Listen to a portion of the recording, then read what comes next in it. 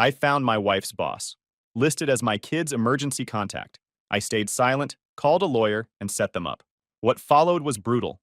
Hey Reddit, I'm Chester, 39 male. Grab a snack and strap in. This one's a ride. So, I was 40 feet up a utility pole outside Nagani when my phone buzzed in my pocket. January in the Upper Peninsula, wind chill around -15, and I'm strapped into a harness running diagnostics on a transformer that's been giving us grief. Not exactly a great time to check notifications, but the buzz pattern was the school app, Safe Connect, the one Marquette area public schools rolled out 2 years ago so parents could manage emergency contacts, pickup authorizations, field trip permissions. I'd set it to notify me for any changes. Claire always joked that made me the boring parent. I wore it like a badge. I finished the diagnostic, descended, peeled off my outer gloves in the truck, and opened the app. There was an update notification from 3 hours ago. Someone had modified the emergency contact and pickup authorization list for both Elsie and Aaron's accounts. I tapped it expecting to see Claire had added her mother again, or maybe updated a phone number. What I saw instead was a name that made my stomach drop. Wade Mercer, listed as emergency contact number 2. Pickup authorized. Relationship listed as family friend. And there was more. The audit log showed Wade had digitally acknowledged a health office release form in November, authorizing him to pick up Aaron for an off-campus medical appointment. His personal email was attached to the acknowledgement. I stared at that screen, long enough that my fingers started going numb without the outer glove. Wade Mercer was the general manager at Northern Ridge Industrial Supply, the manufacturing plant where Claire had worked as HR director for the past 6 years. I'd met him maybe a dozen times. A couple of those community fundraiser dinners where Wade would shake every hand in the room like he was running for office. He was one of those guys. Mid-40s, silver at the temples, good suits for a plant manager in the UP. I'd never liked him, couldn't explain why. Sometimes you just get a feeling about a person, and you file it away because you're not the type to start problems over a gut reaction. But this wasn't a gut reaction. This was my children's school records. I scrolled through the audit log. The app tracks every change with timestamps and the account that made the edit. Wade's entry had been added 4 months ago. September, right around the time I'd been pulled for a 10-day storm response deployment downstate after that freak derecho tore through the lower peninsula. I was sleeping in motel rooms and running 16-hour days restoring power to 3 counties. The edit was made from Claire's account, and then the health office release. The audit metadata showed it had been acknowledged from Wade's personal email address. My son had a doctor's appointment in November, one Claire had told me about, but Wade had been the one to take him. I checked my own calendar. November 9th. The second day of another storm call. I'd been in Iron Mountain running a line crew through an ice event. Claire had texted me that night saying Aaron's checkup went fine. I sat in my truck in the parking lot for 45 minutes. Engine running, heat blasting, staring at an audit log on a school app. My crew lead radioed twice asking if I was coming back. I told him I was dealing with a family thing. He said, take the afternoon. The thing about discovering something like this is that your brain doesn't process it in order. It processes it in waves. If he's listed as emergency contact, someone had a conversation about it. If he acknowledged a medical release, he was involved in my kids' health care. If he picked up my kids, he drove them somewhere. My kids were in his car. How long? How deep? What else? The next morning, before my shift, I drove to Elsie's school and asked to speak with the front office administrator. Her name was Pam, and she'd known my family since Elsie started kindergarten. I told her I was reviewing the emergency contact list and wanted to confirm who was authorized for pickup. She pulled it up on the district system and read it back to me. Chester Hale, primary. Wade Mercer, secondary. Colleen Hale, tertiary. My mother was third, behind Wade Mercer. I asked Pam if Wade had ever actually picked up either of my kids. She checked the district sign-out logs. Twice. Both times during my storm deployments. Once in October, once in November. Both early dismissals on days Claire was listed as unavailable. I kept my voice level. Pam, I need you to do something for me. Print those records before anything changes, and I need a release hold put on both kids' accounts right now. Any pickup request goes through me directly. Phone confirmation required, no exception. And remove Wade Mercer from the authorized list. Pam nodded. I can do that, Mr. Hale. I'll need you to sign a form updating the authorization. I'll sign whatever you need. She printed the pickup logs, the audit trail, and the emergency contact history. I signed the new authorization form, restricting pickup to myself and my mother only. She gave me a look like she wanted to say something, but didn't. In a town like Marquette, everybody knows everybody. And Pam had just watched me find out something she probably already suspected. I walked out of that school office and sat in my truck again.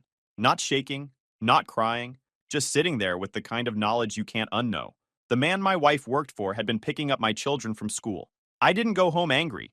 That's what people expect in these stories. The husband storms in, throws accusations, the wife cries, somebody breaks a plate. That's not what happened.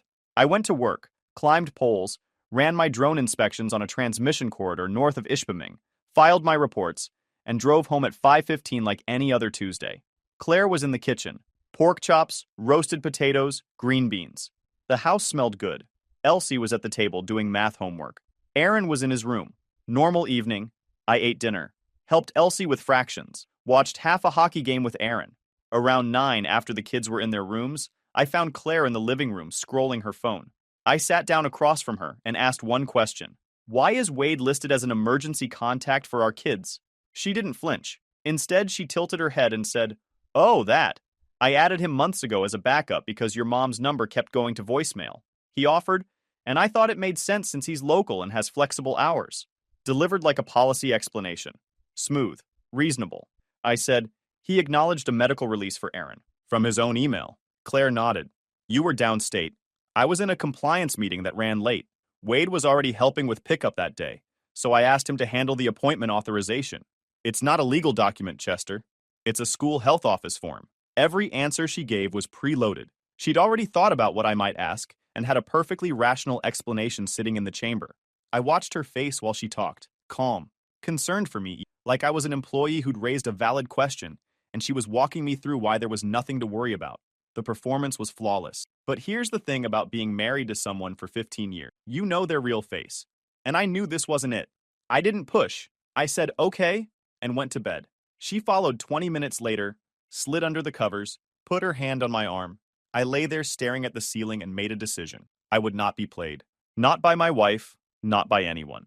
I wasn't going to snoop through her phone like a desperate man and compromise whatever legal standing I might need later. I was going to be smart about this. Smarter than her. The next morning, I called my sister Tessa before my shift. Tessa's a paralegal at a family law firm in Escanaba, about 2 hours south. She's sharp, blunt, and she doesn't tolerate nonsense from anyone, including me. I told her what I found. She was quiet for about 10 seconds. Then she said, "Don't delete anything. Screenshot everything. The audit log, the timestamps, the pickup records. Email them to yourself and to me. Don't confront her again. And for the love of God, Chester, don't do anything stupid." I told her I already asked Claire about it. She sighed. "How much did you show your hand?" I said, "I just asked the one question." "Good. Keep it at that. She's going to be watching you now, so act normal. I'm going to talk to my boss about a referral for a family attorney up there. Someone local who knows the Marquette County courts." That was the beginning. Just screenshots, a phone call to my sister, and the slow, grinding realization that the woman I'd built my life with had a whole second operation running behind my back. And she was better at hiding it than I ever would have guessed. I underestimated her. I'll own that. I spent the next 2 weeks being careful, keeping records, not reacting, playing the long game like Tessa told me. I thought I had time. Claire moved faster. On a Monday morning, my supervisor Dan called me into the office at the utility yard. He looked uncomfortable. He told me the company had received a formal safety concern regarding my drone certifications and recent inspection work. The complaint alleged I'd been operating UAVs outside approved parameters and suggested my emotional state might be impacting field safety. It was filed anonymously, but it had been routed through a compliance contact at Northern Ridge Industrial Supply, Claire's employer. Dan said the company had to take it seriously. Standard procedure was a desk assignment, pending internal review. I was off field duty and grounded from drone operations until the investigation cleared me. Could take 2 to 4 weeks. I sat in that office and felt the heat rise up through my chest. This was Claire. She'd clocked that I was onto something, and instead of waiting to see what I'd do, she went on offense. Hit my job, my FAA certification, my ability to provide for my kids. She framed it as a safety concern because she knows exactly how compliance systems work. That same week, Tessa called me with worse news. Claire had beaten me to the courthouse. She'd filed for divorce and, in the same motion packet, requested temporary primary custody and a personal protection order. The filing claimed I'd been exhibiting erratic behavior, emotional instability, and had made threatening statements during a domestic dispute. She was requesting supervised visitation only, pending an emergency hearing scheduled for the following week. None of it was true. There was no dispute. There were no threatening statements. I'd asked her one question about a school app and said, "Okay, but Claire had written it up like a crisis incident report, and she'd done it with the precision of someone who writes incident reports for a living. I lost it. Not at Claire, not in front of anyone who mattered. I was in my garage alone, and I put my fist through a piece of drywall behind the water heater. Stood there with plaster dust on my knuckles, breathing hard, feeling every bit of the rage I'd been stuffing down for 2 weeks. Then I called Tessa. She talked me off the ledge in about 90 seconds. This is what she wants, Chester. She wants you to react so she has evidence. Now listen, her motion is garbage, but we need to respond fast. I talked to Greg Lindqvist in Marquette. He's good. Family law, 20 years, knows the judges. He can file a response by Thursday. You need to meet with him tomorrow. I met Greg the next day. He was a guy in his 50s. He read Claire's motion, read my screenshots of the school app audit log, and said, she overplayed her hand. There's no police report, no medical documentation, no witness corroboration for any of her claims. And this school app documentation you have is going to be a problem for her story. Her timeline doesn't work. He was right. Claire claimed emotional instability starting in December. The school app changes were made in September. She'd been covering tracks long before I asked a single question. Greg filed a counter motion and a request to preserve all school records and communication logs. He also suggested quietly that if I had any concerns about paternity, now was the time to address it before the custody proceedings advanced. He said it was standard advice in cases like this. When one affair surfaces, you have to consider the possibility that it wasn't the only one, or that it started earlier than the evidence suggests. I'd been thinking about it already, not because I wanted to, because I had to. I ordered 2 DNA testing kits that night, sat on the edge of my bed holding the boxes, and felt sick to my stomach. Elsie has my eyes. Aaron has my jaw. But the doubt was in me now, and I couldn't unfeel it. I collected the samples the next morning during breakfast, told the kids it was for a health screening through my insurance. Aaron shrugged. Elsie asked if it would hurt. I told her it was just a cheek swab. She said, cool, and went back to her cereal. I mailed the kits and waited. And for the first time in this whole mess, I was genuinely scared. Not of Claire.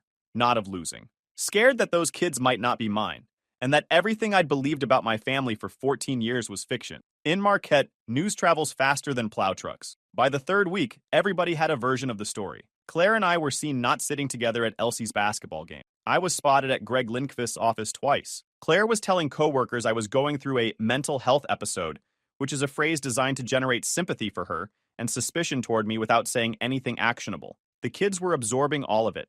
Aaron came home from school one day and said, Tyler Brandt told me his mom said you and mom are splitting up. I told him Tyler Brandt's mom should worry about her own business. He gave me a look that was way too old for 14 and said, is it true though? I told him his mom and I were working through some things. He said, is it because of the guy from her work? What made you say that? I asked. Well, she talks different when he calls. Like her voice goes up. And she always leaves the room. I'm not dumb, Dad. That one landed hard. My 14-year-old had noticed things I'd missed, or chosen not to see. Elsie was quieter about it, but she'd started sleeping with her door open and asking me every morning if I'd be home after school. She'd also started making her own lunch instead of letting Claire do it. Kid radar is real. They pick up everything, and they show you what they know before they can explain it. The spine moment came on a Thursday. I got a call from the school district office at 2:15. It was Pam. Mr. Hale, there's a situation. Mrs. Hale is here requesting early dismissal for both children. She says there's a family appointment, but the release hold flagged it, and I'm calling you per your instruction. I was 20 minutes away, running a line inspection near Gwyn. Keep them in the office. I'm on my way.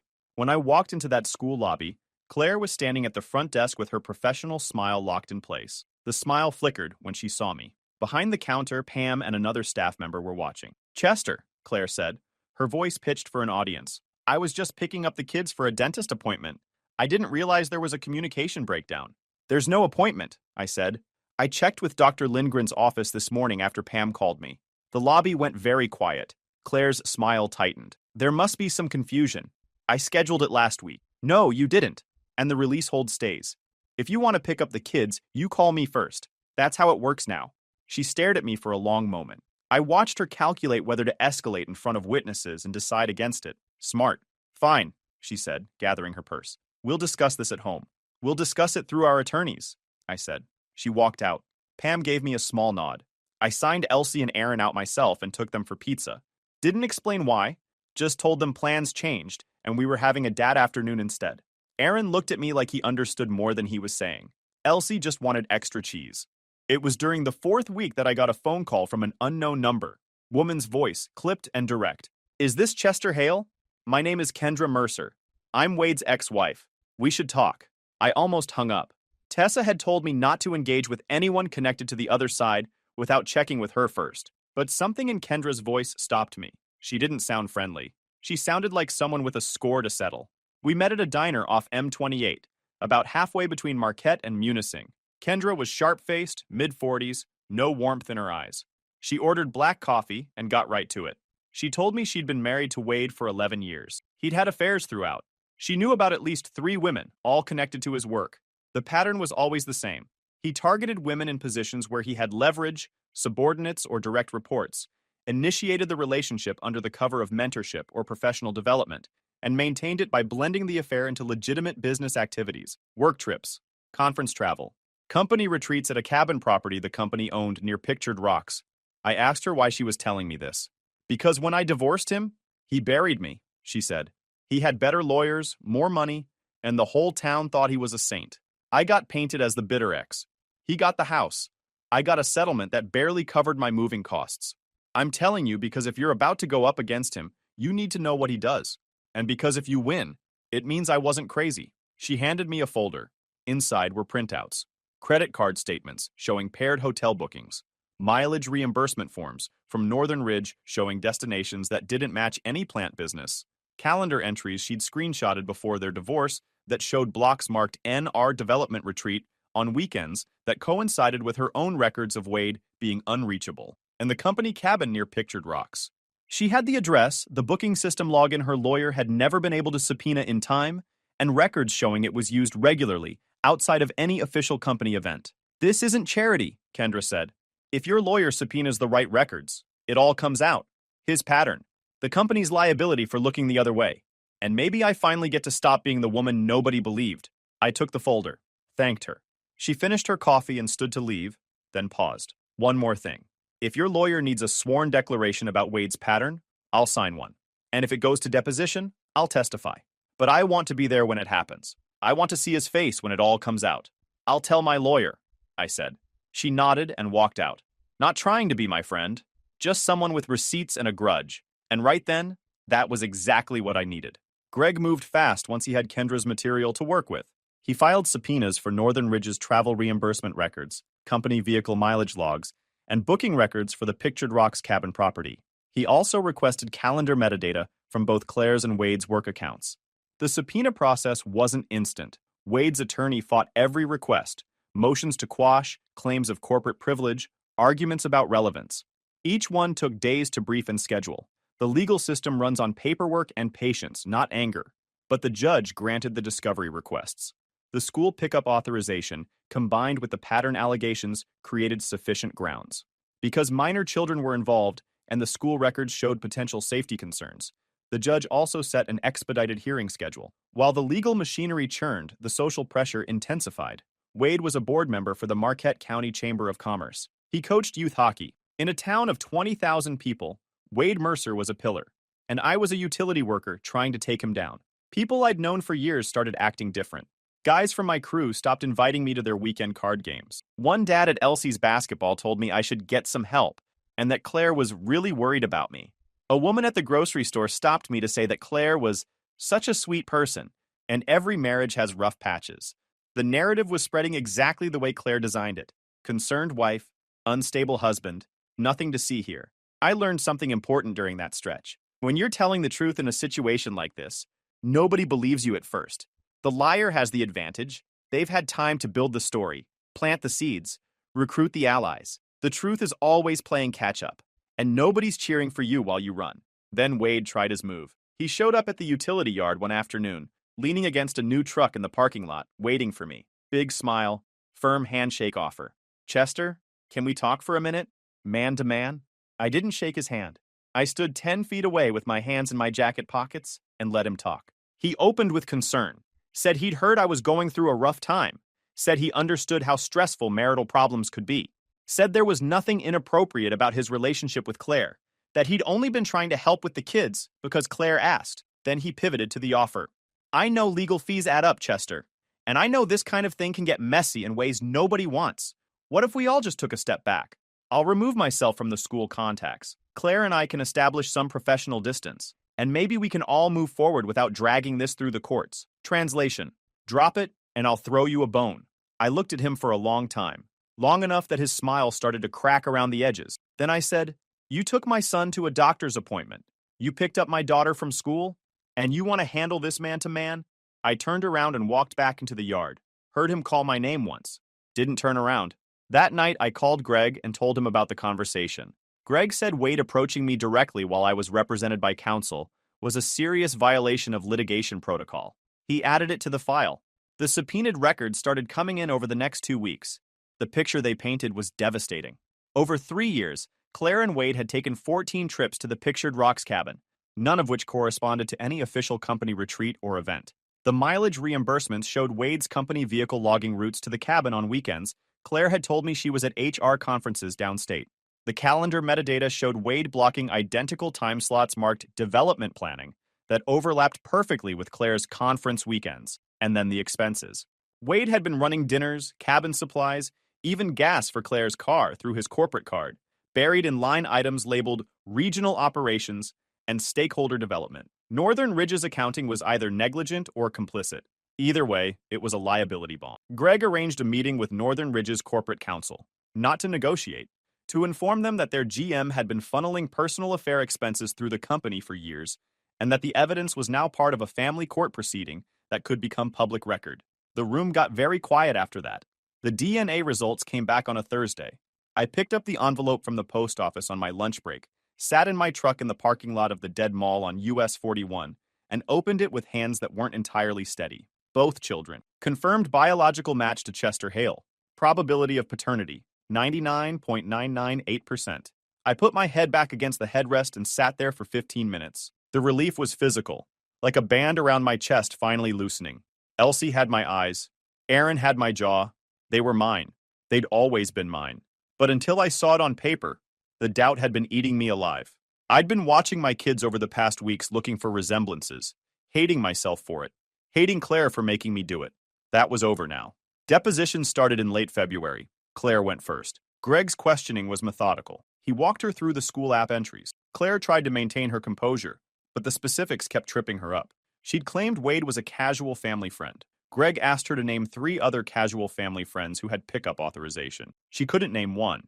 He asked her to explain why she didn't add her own sister, who lived 15 minutes away, instead of her boss. She said her sister's schedule was unpredictable. Greg produced her sister's work schedule showing she had every Friday off. Then the travel records. Greg laid out the cabin bookings side by side with Claire's reported conference dates. 14 overlaps in 3 years. Claire claimed she occasionally used the company cabin for personal decompression after conferences. Greg asked which conferences. She named 3. He showed documentation that 2 of them had been held in cities 400 miles from the cabin, and the third had been canceled entirely. Then he pulled out the older records. Hotel expense reimbursements from 6 years ago. The year Claire started at Northern Ridge. Paired bookings in Traverse City, Mackinac Island, and Duluth. The pattern hadn't started 3 years ago. It had started almost from the beginning of her employment. The cabin trips were just where it escalated once they got comfortable. Claire's face went white when she saw the dates. She'd thought the older records were buried or purged. But Northern Ridge kept 7 years of expense documentation for tax purposes, and Greg had subpoenaed all of it.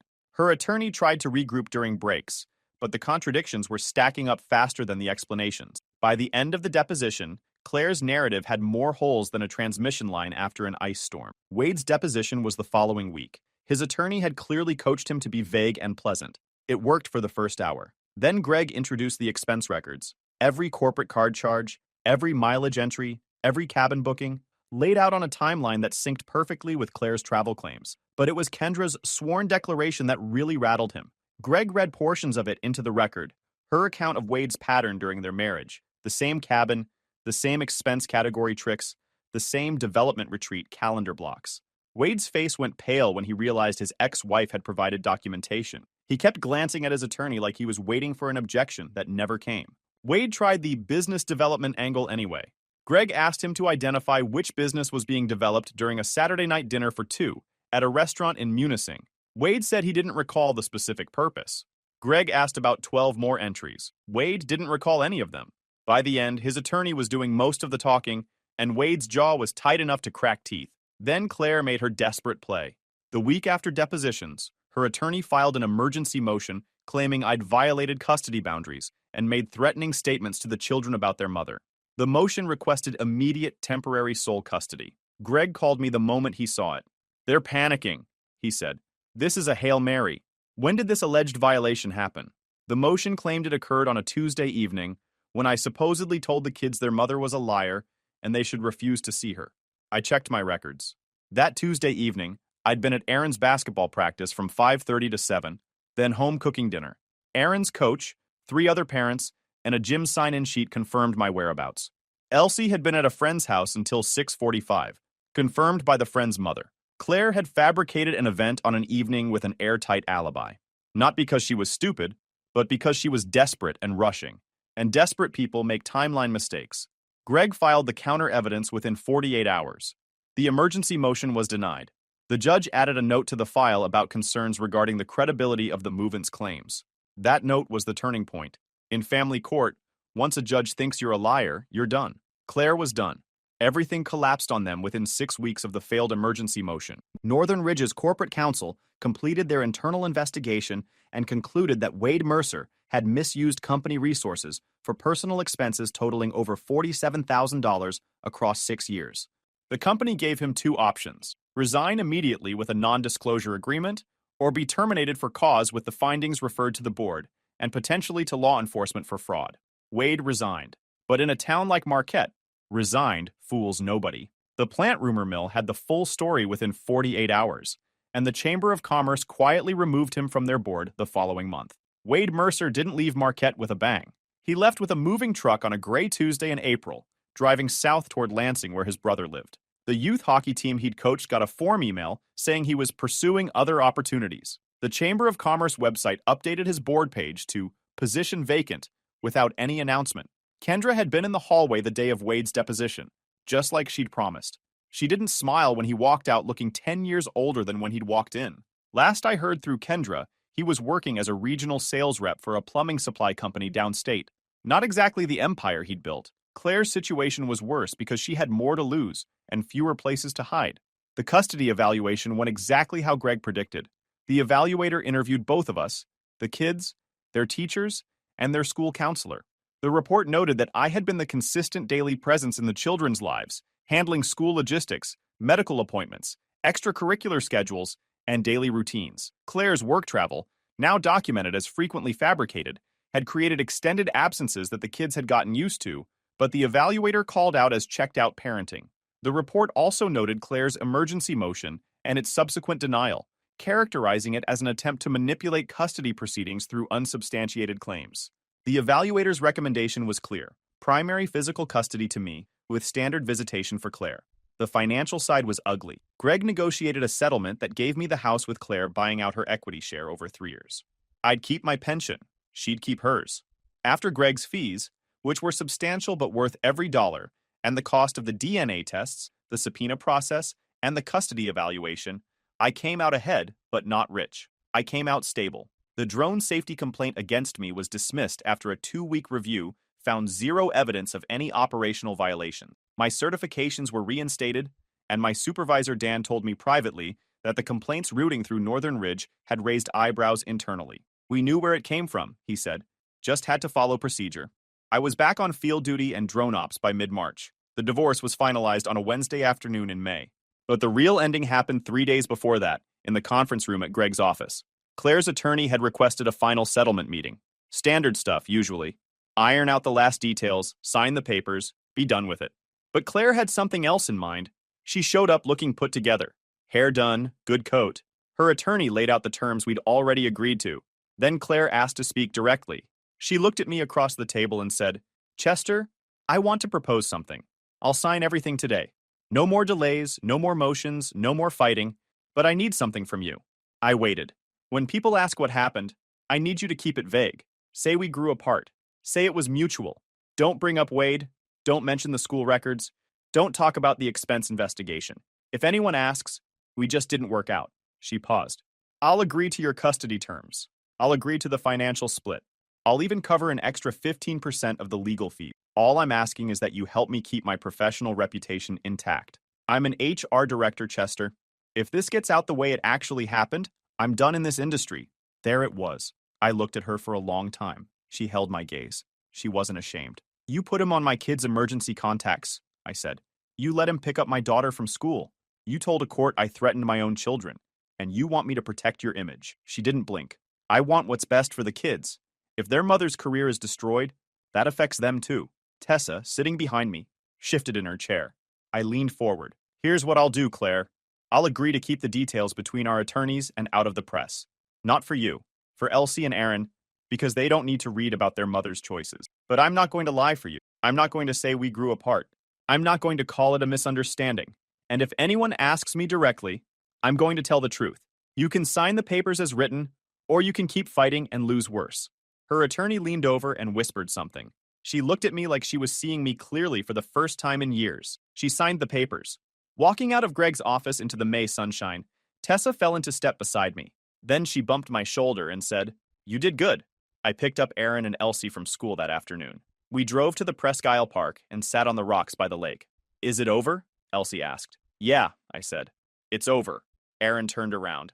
"So what happens now?" I thought about it. The house that was mine now. The job I'd kept. The two kids sitting next to me who had my eyes and my jaw and my last name and my DNA, confirmed on paper, though I'd known it in my bones since the day each of them was born. "Now we just keep going," I said. "Same as before. I'll be here every morning. I'll be here every night. That part doesn't change." The summer was quiet. Aaron started mowing lawns for spending money. Elsie joined a reading program at the Peter White Library. Claire had the kids every other weekend per the agreement. She rented a small apartment on Ridge Street, found work at a staffing agency in Gwyn. Not HR director, entry level. I didn't feel sorry for her. Mostly I felt tired in a way sleep doesn't fix. The exhaustion that comes from 5 months of fighting for something that should never have been in question. My kids, my home, my name. Tessa checked in on me weekly. Sometimes she'd drive up from Escanaba on a Saturday and take Elsie to lunch while I watched Aaron's summer league games. 3 months later, I was running a drone inspection on a new transmission line. My phone buzzed. Beginning of the new school year, routine contact verification. I opened it. Emergency contact number 1, Chester Hale. Emergency contact number 2, Colleen Hale. Emergency contact number 3, Tessa Hale. My people. Only my people. I closed the app, launched the drone, and got back to work. Guys, we are so close to hit 100,000 subscribers on this channel. If you are not subscribed to the channel, please consider subscribing. It really helps hit that 100,000 mark. Thanks for making this dream come true.